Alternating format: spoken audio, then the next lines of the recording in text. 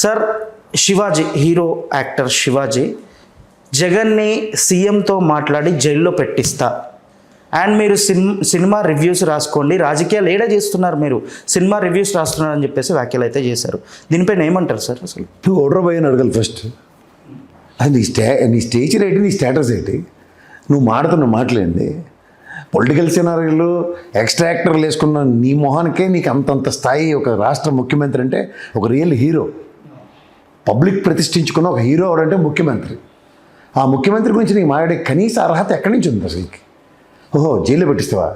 Last time ఇలాగే BJP మీద ఎక్స్ట్రాలకు పోతే ఢిల్లీ వేదికగాను 13 జిల్లాల్లోనూ చేసిన ధర్మ పోరాట దీక్షల సారాంశం జైల్లో చంద్రబాబు గారు అయితే గ్యారంటీకి వెళ్ళారు.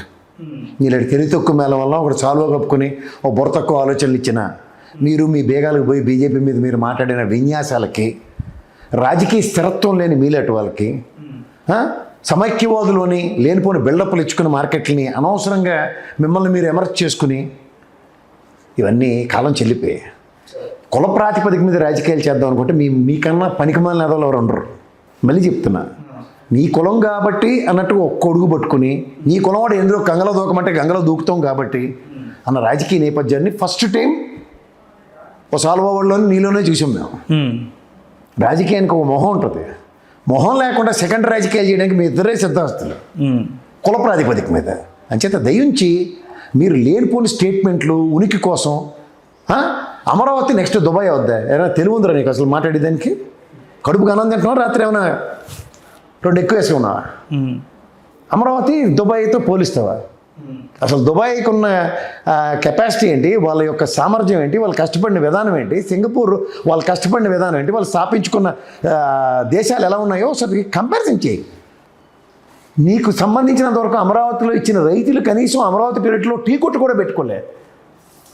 డెవలప్మెంట్కి ఆ దుబాయ్ కానీ సమ్వేర్ అరౌండ్ సింగపూర్ కానీ వాళ్ళ దేశ ప్రజల కమిట్మెంట్తో అమరావతి చుట్టుపక్కల ఉన్న ప్రాంతంలో ఉన్న ప్రజలు కంపారిజన్ చేసి మాట్లాడు. హెచ్చులకు పోతే పెచ్చులు ఊడిపోతాయి. ఎవడను అసలు ఫస్ట్ ఆఫ్ ఆల్ మీ అడిగిన పాటలు వేసిన తర్వాత ఈ సినిమా వాళ్ళకి ఖాళీ లేక పని పాటు లేక నీళ్ళటోడికి అవకాశం ఇస్తే హీరో విలనో తెలియకుండాను పొట్లకాయ బజ్జీలు తినుకొని మూతులు వంకరలు పోయిన సినిమా నటనలన్నీ ఎవడికి తెలియవు అనుకుంటున్నావా? అంటే అదే విషయం పైన చేయడం ఏంటంటారా సార్? లేకపోతే నిజంగా జగన్ గారు రివ్యూస్ కోసం అది ఇది అని చెప్పేసి ఈయన చూసి ఎక్కడైనా తెలుసుకొని మాట్లాడడం జరిగిందంటారా? అదే చెప్తున్నాను సార్. ఇప్పుడు మనకు స్థాయి ఇడిచింది అనుకోండి, మనం ఏ సొసైటీలో ఎవరితో తిరుగుతున్నామో దానికి తగ్గట్టు మాటలు ఉంటాయి. స్థాయిలో ఉన్నట్టు ఎవరితో తిరుగుతాడు? వీడికన్నా స్థాయిలో ఎవరితో తిరుగుతాడు. అప్పుడు వచ్చి బుర్ర తక్కువ పేలాపనలు ఎలా ఉంటాయి, అసందర్భ పేలాపనలు ఇలాగే ఉంటాయి. స్థాయి ఉన్నాడు. అదే సార్, మూవీస్ చేసుకోకుండా ఎందుకు అంటే లాస్ట్ టైము అనసూయ మ్యాటర్లో ప్రతి ఒక్కరు ఈయనకి సపోర్ట్ చేశారు. అలా ఒకడు ముసలోడు కళ్ళజోడు పెట్టుకుని దొల్లగొట్టేసాడు. ఒక్కడు చాలు ఒంటరి పోరాటం అభిమన్యులే చేశాడు. ఒక్కడు ఎవరికైనా సమానం చెప్పుకోగలిగిరా? ఒక్క ముసలోడు కలిపడి ఇప్పుడు అనసూయ తరఫున అక్కడ ఎవరైనా సమానం చెప్పిన ఫ్రస్ట్రేట్ అయిపోయారు వీళ్ళు. ఆయన ముసలోడు ఎక్కడైనా ఫ్రస్ట్రేట్ అయ్యలే? లేదు, కూల్గా చెప్పాడు. అంతే కదా.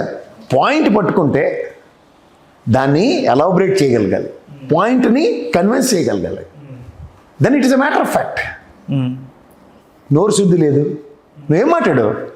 కట్టుబొట్ల మీద మాట్లాడు, ఎవరు బాధపడడం. కానీ తర్వాత మాట్లాడిన లాంగ్వేజ్ అబ్యూజివ్ లాంగ్వేజ్. చెప్పు తీసుకుని కొట్టుంటే అక్కడ నీకు సరిగ్గా ఉందో. ఇక అక్కడ బాలకృష్ణ గారిలో ఉంచేసుకున్నాడు. నాది ఒకటే కులం కాబట్టి వచ్చేస్తారని పళ్ళు పటపట కొరికి అక్కడే ఎంటబెట్టుంటే నోరు మూసుకుని పడి ఉంది ఆ రోజే. ఏం మాడుతున్నావు అని ఉన్న స్టేజ్ మీద ఉన్న ఆడపిల్లలు నలుగురు తగులుకుని 4 చెప్పులు తీసి కొట్టుంటే సరిగ్గా ఉంది అక్కడే. సరే నీకు డ్రెస్ నచ్చలేదు, సరే నెక్స్ట్ టైం చీర కట్టుకొస్తాం, అయిపోయింది. కానీ నువ్వు మాడిన మాట ఏంటని పట్టమని ఒకటి తగిలింటే పంచేంద్రియాలు మూసుకుని కూర్చుని. అర్థమవుతుంది? అర్థమైంది. చాలామంది చాలా రకాలుగా ఆడపిల్లల కట్టుబాట్ల మీద వాళ్ళ వస్త్రధారణ మీద మాడారు, కానీ హద్దు మీరలే. వీడొక్కడే హద్దు మీరాడు. ఎవరో అక్కర్లే, ఆయన ఒకడు ముసలోడు ఒకడు కళ్ళజోడు పెట్టుకుని దొల్లగొట్టేస్తాడు. ఆయన ఏమని చెప్పుకోమని చాలు. నేను మళ్ళీ చెప్తున్నాను, నీ మొహానికి ఒకడు ఫ్యాన్స్ ప్రెసిడెంట్ ఉన్నాడో లేదో తెలియదు, కానీ అనసూయకి నేను ప్రెసిడెంట్ అని గర్వంగా చెప్పుకున్నాడు. చాలా కంపారిజన్.